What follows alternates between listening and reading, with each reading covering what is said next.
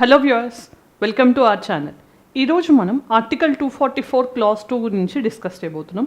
ఇది ఎందుకు వార్తల్లో ఉంది, దాంతోపాటు దీని కాన్స్టిట్యూషనల్ బ్యాక్డ్రాప్ ఏంటి, మరి 6th షెడ్యూల్ అనే దానికి 5th షెడ్యూల్కి ఉన్న మేజర్ డిఫరెన్సెస్ ఏంటి, మరి కొన్ని నార్త్ ఈస్టర్న్ స్టేట్స్లో మాత్రమే మనం ఎందుకని 6th షెడ్యూల్ని ఇంప్లిమెంట్ చేస్తున్నాం, ఇలాంటి ఇంట్రెస్టింగ్ విషయాలన్నీ కూడా ఈ వీడియోలో డిస్కస్ చేద్దాం.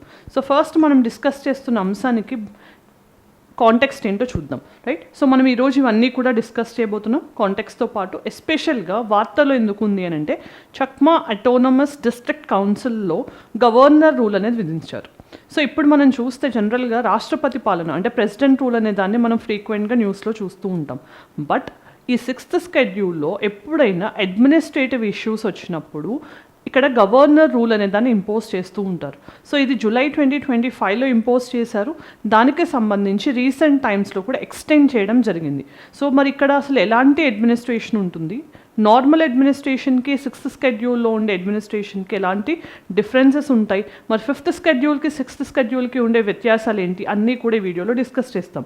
సో వాటితో పాటు ఈ టాపిక్స్ని కూడా మనం డీటెయిల్గా కవర్ చేద్దాం. సో ఇది సిలబస్ పాయింట్ ఆఫ్ వ్యూలో మీకు ఎక్కడ ఎగ్జామ్కి యూజ్ అవుతుంది అనేది ఇక్కడ ఇవ్వడం జరిగింది. సో ఇది GS2 and GS3 both examinations point of వ్యూలో అండ్ GS1 పాయింట్ ఆఫ్ వ్యూలో కూడా ఇది మీకు కవర్ అవుతుంది. సో ఇప్పుడు రీసెంట్ కాంటెక్స్ట్ చూద్దాం. సో మనం ఆల్రెడీ డిస్కస్ చేసినట్టు మిజోరాంకి సంబంధించిన చక్మా ట్రైబ్స్ ఎక్కువగా ఉన్నారు, సెకండ్ లార్జెస్ట్ అని చెప్పొచ్చు ఆఫ్టర్ మిజోస్. సో వీళ్ళకి గవర్నర్ ఏదైతే పర్టికులర్గా అటానమస్ డిస్ట్రిక్ట్ కౌన్సిల్ అనే దాన్ని క్రియేట్ చేశామో దాంట్లో గవర్నర్ రూల్ని ఎక్స్టెండ్ చేయడం జరిగింది. సో ఇప్పుడు మనం డిస్కస్ చేసే దాంట్లో ఫస్ట్ రీజన్స్ చూస్తే, ఈ అటానమస్ డిస్ట్రిక్ట్ కౌన్సిల్ అనే దాన్ని ఎందుకు ఇచ్చాము అంటే లోకల్ అటానమీ అనే దాన్ని ప్రమోట్ చేయడానికి.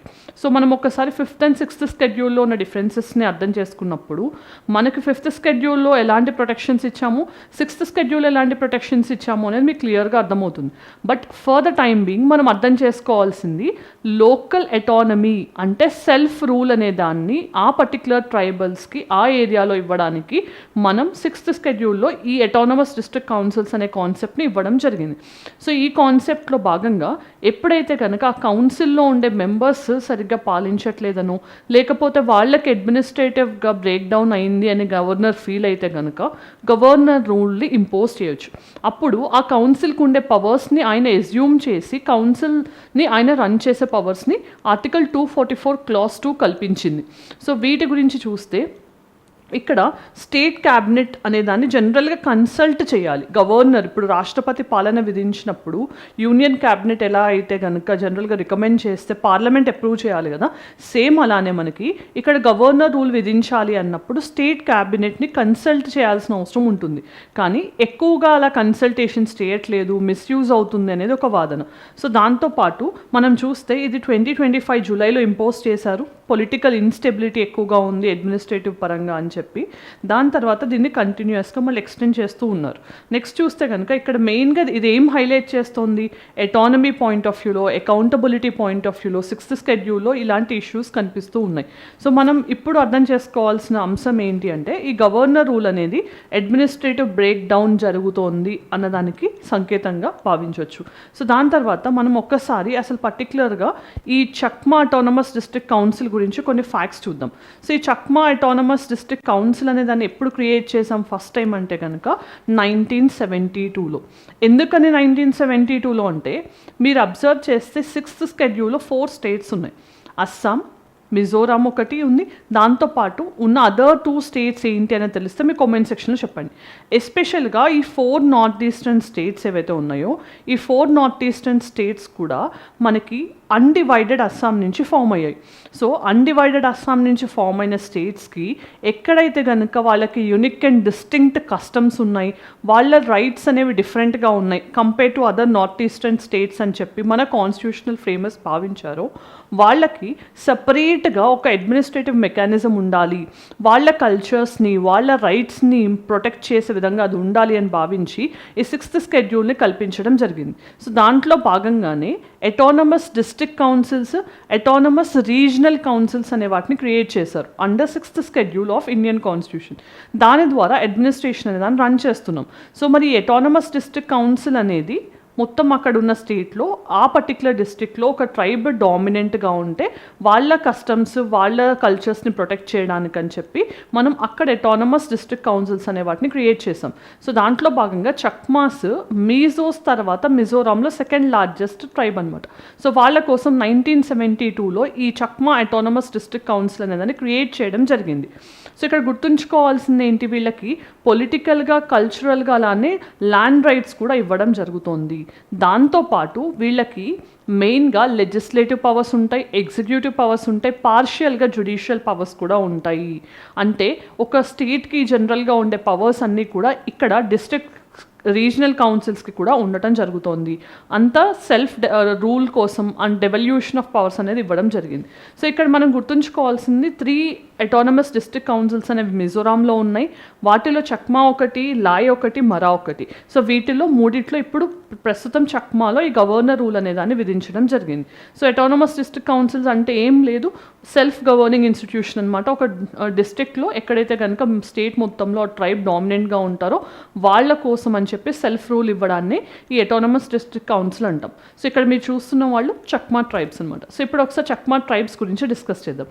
సో వీళ్ళు మెయిన్గా మనం చూస్తే కనుక బంగ్లాదేశ్లో ఎక్కువగా ఉండేవాళ్ళు. సో బంగ్లాదేశ్లో లార్జెస్ట్ ఎథనిక్ గ్రూప్ అని కూడా చెప్పొచ్చు. సో వీళ్ళు బంగ్లాదేశ్లో కప్టాయ్ డ్యామ్ అనేదాన్ని కన్స్ట్రక్ట్ చేసినప్పుడు లార్జ్ డిస్ప్లేస్మెంట్ అయింది. సో వీళ్ళు లార్జ్ నెంబర్స్లో డిస్ప్లేస్ అయినప్పుడు ఏమైంది, బంగ్లాదేశ్కి మీరు చూస్తే మిజోరాం బార్డర్ కలిగి ఉంది.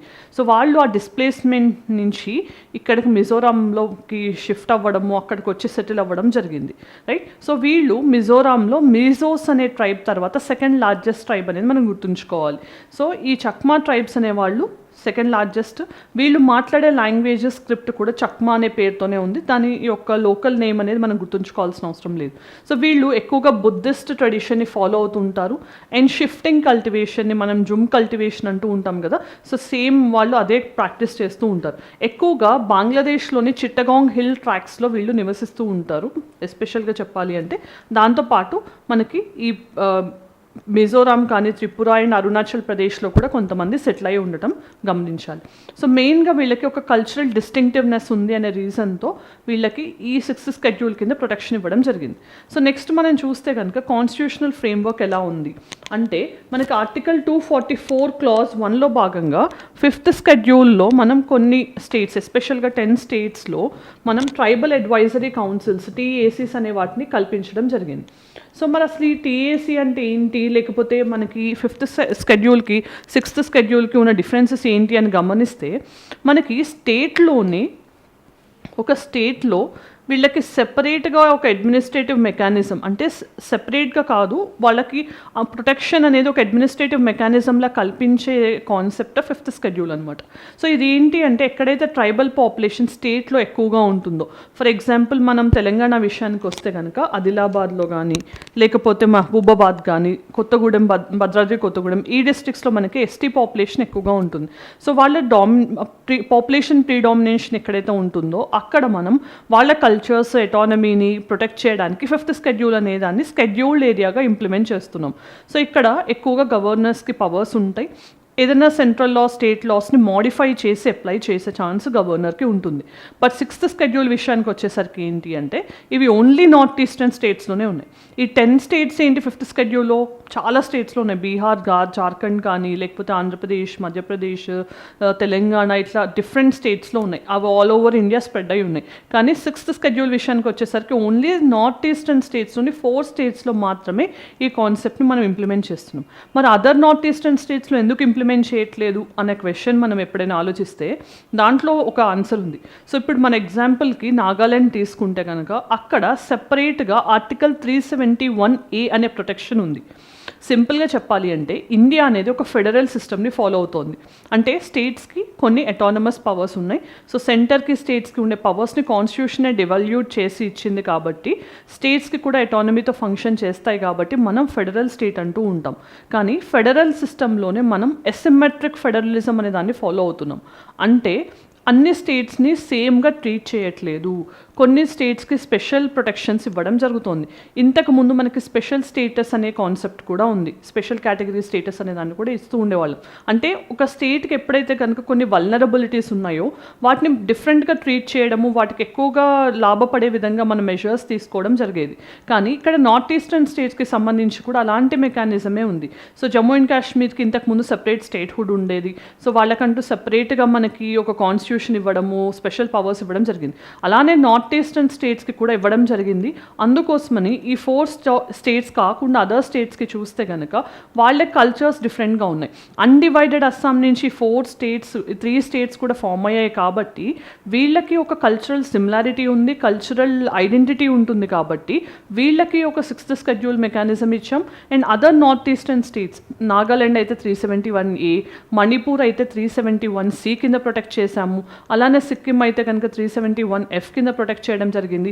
ఇలా మనకి డిఫరెంట్ మెకానిజమ్స్ ఆల్రెడీ డిఫరెంట్ స్టేట్స్కి డిఫరెంట్ విధంగా ఉన్నాయి. కాబట్టి ఓన్లీ ఈ 4 స్టేట్స్ని మాత్రమే 6th షెడ్యూల్ కింద యాడ్ చేయడం జరిగింది. ఇది గుర్తుంచుకోవాలి, రైట్? దెన్ ఇక్కడ ఆర్టికల్ 244 క్లాస్ 2 అనేది ఏ స్టేట్స్కి అప్లై అవుతుంది అనేది మీరు ఆల్రెడీ కామెంట్ సెక్షన్లో మెసేజ్ చేశారు. సో బట్ ఇక్కడ చూస్తే అస్సాం, మేఘాలయ, త్రిపుర అండ్ మిజోరం. ఇప్పుడు మనం మెయిన్గా మిజోరం గురించి డిస్కస్ చేస్తున్నాం. ఇక్కడ మనకి ఏ ఉద్దేశంతో తీసుకొచ్చారు?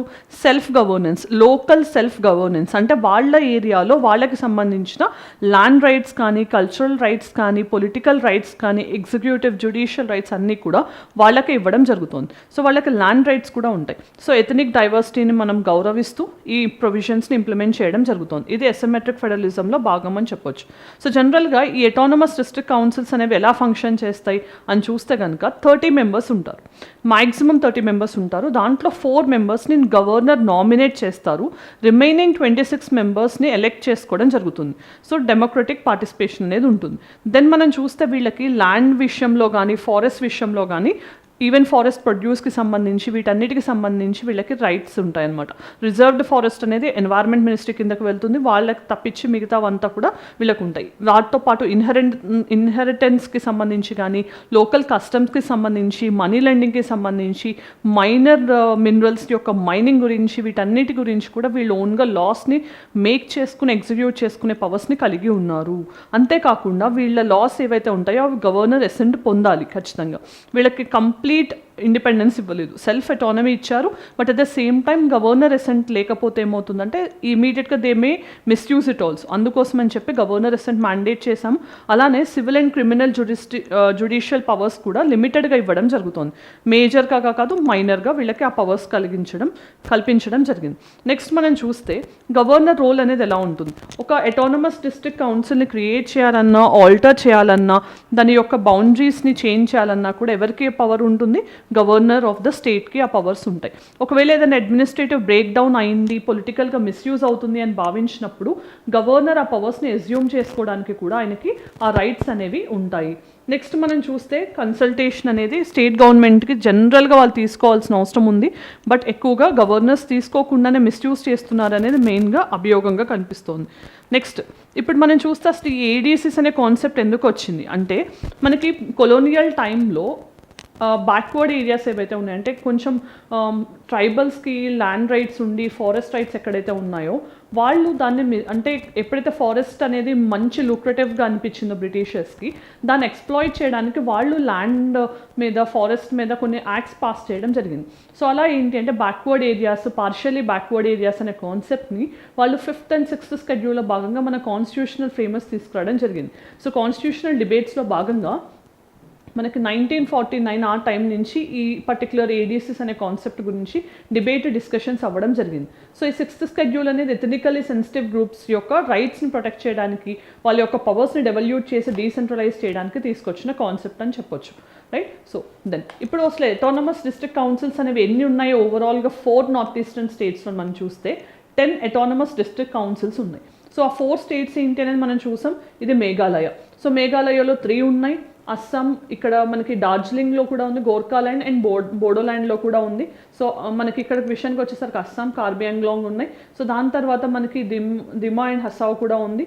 నెక్స్ట్ త్రిపుర విషయానికి ఇది వచ్చేసరికి అండ్ మిజోరాం విషయానికి వచ్చేసరికి 3 ఉన్నాయి. సో ఇట్లా టోటల్గా 4 స్టేట్స్లో మనకి 10 అనేవి స్ప్రెడ్ అయి ఉన్నాయి. ఏ స్టేట్స్లో ఏ టైప్ ఆఫ్ ఏడీసీస్ ఉన్నాయి అనేది మీకు ఇక్కడ మెన్షన్ చేయడం జరిగింది.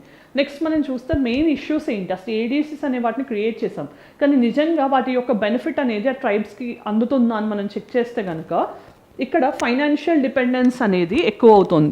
అంటే ఈ ట్రైబల్ ఏరియాస్లో వీళ్ళకి మైనింగ్కి సంబంధించి కానీ లేకపోతే ఫారెస్ట్కి సంబంధించిన ప్రొడ్యూస్ విషయంలో మనీ లెండింగ్ విషయంలో పవర్స్ ఉన్నప్పటికీ కూడా ఎక్కువగా మిస్యూజ్ అవ్వడం వల్ల స్టేట్ ఆర్ సెంట్రల్ నుంచి వచ్చే గ్రాంట్స్ మీద వీళ్ళు ఎక్కువగా డిపెండ్ అవ్వాల్సిన అవసరం ఉంది. దానివల్ల ఏమవుతుంది, ఫైనాన్షియల్ డిపెండెన్స్ వల్ల వాళ్ళ ఫంక్షనింగ్ అనేది ఎఫెక్ట్ అవుతుంది. Next corruption and weak monitoring ఎక్కువగా ఇంపాక్ట్ అవుతుంది. అలానే స్టేట్కి సంబంధించి అలానే ఏడీసీస్కి సంబంధించి కోఆర్డినేషన్ వీక్గా ఉండటం కానీ ఎక్కువగా ఏడీసీస్లో కూడా మేజర్ ట్రైబ్స్ ఎవరైతే ఉంటారో వాళ్ళు ఎక్కువగా క్యాప్చర్ చేయడం కానీ జరుగుతుంది. దానివల్ల ఏమవుతుంది, డెవల్యూషన్ అవ్వట్లేదు. అంతేకాకుండా ఎక్కువగా వీళ్ళకి ఉమెన్ ఎవరైతే ఉన్నారో మనం 1/3 రిజర్వేషన్స్ కానీ హాఫ్ ఆఫ్ ద రిజర్వేషన్స్ ఏవైతే ఇంప్లిమెంట్ చేస్తున్నామో వాటిని వీళ్ళు ఇంప్లిమెంట్ చేయట్లేదు ఇంకా, right. At the same time village level councils లేకపోవడము, నాన్ ట్రైబల్స్ యొక్క పార్టిసిపేషన్ అసలు లేకుండా పోవడం కూడా జరుగుతుంది. సో ల్యాండ్ అండ్ ఐడెంటిటీ విషయంలో చూస్తే ల్యాండ్ అండ్ న్యాచురల్ రిసోర్సెస్కి సంబంధించి కూడా ఇష్యూస్ వస్తున్నాయి. At the same time community and clan ownership ఇంకా ఇంప్లిమెంట్ అవుతోంది. రీసెంట్ టైమ్స్లో మనం చూస్తే కనుక ల్యాండ్ అనేది ఇండివిజువల్ ఓనర్షిప్ ఉంది మనకి ఇక్కడ, కానీ వాళ్ళకి ఇప్పటికీ కూడా కమ్యూనల్గా అంటే గ్రూప్ ఆఫ్ ద పీపుల్కి సంబంధించి ల్యాండ్ ఉండటము, క్లాన్ ఓనర్షిప్, కొంతమంది తెగలకి సంబంధించి ఓనర్షిప్ ఉండటం, ఇలా జరగటం వల్ల కూడా కొన్ని ఇష్యూస్ అనేవి వస్తున్నాయి. సో మరి వీటిని మనం ఎలా ఇంప్లిమెంట్ చేయాల్సి ఉంటుంది అని మనం చూస్తే ఇక్కడ గవర్నర్ రూల్ అనేది ఫ్రీక్వెంట్గా ఇంపోజ్ చేయడం అనేది ఇన్స్టిట్యూషనల్ మెచ్యూరిటీని ఎఫెక్ట్ చేస్తుంది. At the same time governor అనే వాళ్ళను పొలిటికల్ ఎగ్జిక్యూటివ్లో ఏజెంట్స్గా చూస్తున్నప్పుడు ఈ మిస్యూజ్ అనేది ఫెడరల్ స్పిరిట్ని అండ్ ట్రైబల్ సెల్ఫ్ గవర్నెన్స్ని ఇంపాక్ట్ చేసే విధంగా ఉంది. అట్ ద సేమ్ టైం కాన్స్టిట్యూషనల్గా మనకి ఇచ్చిన పవర్స్ని మనం ఇంప్లిమెంట్ చేయడానికి రోడ్ బ్లాక్గా ఉంది. సో ఇప్పుడు రిఫార్మ్స్ ఏం సజెస్ట్ చేయొచ్చు అంటే ఫైనాన్షియల్ ఎటానమీ అనే దాన్ని స్ట్రెంథెన్ చేస్తూ కాగ్ ఆడిట్స్ అనేవి లోకల్ బాడీస్కి సంబంధించి కూడా మనం కాగ్ ఆడిట్స్ని ఇంప్లిమెంట్ చేస్తున్నాం. అలానే ఇక్కడ 6th షెడ్యూల్లో కూడా వీటిని ఎక్కువగా మనం మానిటర్ చేయడం, మ్యాండేట్ చేయడము, అలానే కస్టమరీ లాస్ యొక్క కోడిఫికేషన్ జరగడం very important. At the same time village level ఇన్స్టిట్యూషన్స్ని స్ట్రెంథెన్ చేసి డిఫైన్డ్ పవర్స్ ఇవ్వడం కూడా ఎంతైనా అవసరం. నెక్స్ట్ డెమోక్రటిక్ అండ్ సోషల్ రిఫార్మ్స్ని మనం ఏమి ఇంప్లిమెంట్ చేయాల్సి ఉంటుంది అంటే ఉమెన్స్కి రిజర్వేషన్స్ ఇవ్వడము, సివిల్ సొసైటీస్ని తీసుకురావడం, ఇన్వాల్వ్ చేయడము, కమ్యూనిటీ కెపాసిటీ బిల్డింగ్స్ ఎన్హాన్స్ చేయడము, ట్రెడిషనల్ గవర్నెన్స్ సిస్టమ్స్ని స్ట్రెంథెన్ చేస్తూనే మోడర్న్ రీఫార్మ్స్ని వాటిల్లోకి తీసుకురావడం ఎంతైనా అవసరం. సో వే ఫార్వర్డ్లో ఏం సజెస్ట్ చేయొచ్చు, ఈ ట్రైబల్ ఐడెంటిటీ అనే దాన్ని ప్రిజర్వ్ చేస్తాము, but at the same time మనం దాన్ని అప్గ్రేడేషన్ చేస్తూ వాళ్ళ యొక్క ఎటానమీని ప్రొటెక్ట్ చేస్తూనే అకౌంటబిలిటీ అనే దాన్ని కూడా ఎన్షూర్ చేయాల్సిన అవసరం ఉంది. సింపుల్గా చెప్పాలి అని అంటే 5th షెడ్యూల్ కింద మనకు ఉండే ట్రైబల్ అడ్వైజరీ కౌన్సిల్స్ ఏవైతే ఉన్నాయో వీటికి మనం ఎటానమీ అనేది ఇచ్చాము, బట్ స్టేట్ పవర్ కిందనే ఇవి ఫంక్షన్ చేస్తాయి. But at the same time మనకి 6th షెడ్యూల్ కింద ఇచ్చిన ఏఆర్సీస్ అనే వాటికి కంప్లీట్గా సెల్ఫ్ రూల్ ఇవ్వడం జరిగింది. సో ఇది మీరు మెయిన్గా గుర్తుంచుకోవాల్సిన అంశం. సెల్ఫ్ రూల్ ఇవ్వడం వల్ల ఏమైంది, వీళ్ళకి లెజిస్లేటివ్గా, ఎగ్జిక్యూటివ్గా, జ్యుడిషియల్గా, ఫినాన్షియల్గా ట్యాక్సెస్ ఇంపోజ్ చేయడానికి కూడా వీళ్ళకి పవర్స్ ఉన్నాయి. ఇక్కడ అలాంటి పవర్స్ అనేవి ఉండవు. స్టేట్కి ఉన్న పవర్స్ని మనం వాళ్ళకి ఓన్గా వాళ్ళని రూల్ చేసుకోవడానికి రిప్రజెంటేషన్ వైజ్ ఇచ్చాం తప్పించి ఇక్కడ ఎక్కువ పార్టిసిపేషన్ అనేది ఉండదు. సో ఇక్కడ గవర్నర్కి మెయిన్ రోల్ అనేది 2 షెడ్యూల్స్లో కూడా కల్పించడం జరిగింది, రైట్. సో ఈరోజు ప్రాక్టీస్ క్వశ్చన్ ఏంటనే చూద్దాం. So with reference to 6th schedule of Indian constitution consider the following statements. Autonomous district councils can legislate on land and forest matters, excluding reserved forests. Laws passed by ADCs require the assent of the governor. Autonomous district councils present in all tribal dominated states of India. మరి వీటిలో ఏ statement correct అనేది correct option identify చేసి comment సెక్షన్లో చెప్పండి. Mains question, the governors powers under the 6th schedule are intended for a constitutional safety wall, but their frequent use risks undermining the tribal self-governance. Discuss with reference to recent developments in autonomous district councils. మరి దీనికి సంబంధించి questions అడిగే chance ఎక్కువగా ఉంది. ఎందుకని అనే విషయం మీ అందరికీ తెలిసిందే. లడాఖ్కి సంబంధించి కూడా వాళ్ళు 6th షెడ్యూల్ని డిమాండ్ చేస్తున్నారు. Time and then north eastern స్టేట్స్లో ఇలాంటి అన్రెస్ట్ వచ్చినప్పుడల్లా మనకు 6th షెడ్యూల్ అనేది న్యూస్లో ఉంది కాబట్టి very potential area for upcoming prelims or mains exam. So దీనికి సంబంధించి 5th and 6th షెడ్యూల్కి డిఫరెన్సెస్ ఏంటి అనేది అడగొచ్చు. లేదంటే 6th షెడ్యూల్కి సంబంధించి కాన్స్టిట్యూషనల్ ప్రొవిజన్స్, వాళ్ళకు ఉండే స్పెషల్ రైట్స్ ఏంటి అనే దాని మీద మీకు ఇంపార్టెంట్గా క్వశ్చన్స్ అడిగే ఛాన్స్ ఉంటుంది. వీటన్నిటిని రివైజ్ చేయడానికి ఈ వీడియో హెల్ప్ అవుతుందని భావిస్తూ thank you for watching. All the very best.